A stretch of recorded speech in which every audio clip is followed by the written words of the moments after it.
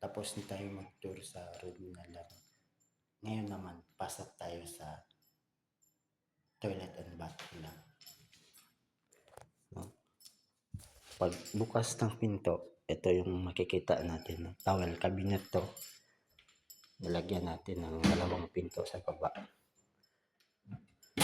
Yan. Yan, may cabinet. Tapos, dito yung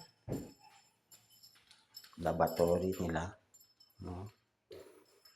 Yung cabinet, wala pa kasi hindi yan kasama sa kontrata natin. Tapos, may wash area para sa paa. Kasi mas slim yung may-ari natin. So, meron talaga. So, may bathtub sila na may jacuzzi dito sa loob ng CR. Tapos, shower area. And then, yung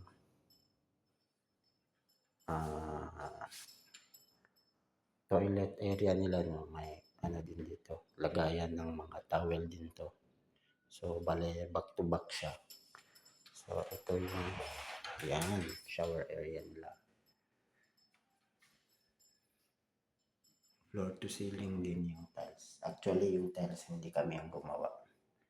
At saka itong mga fixtures na to, hindi din kami. So, meron din silang lagayan ng mga sabon dyan. Ayun.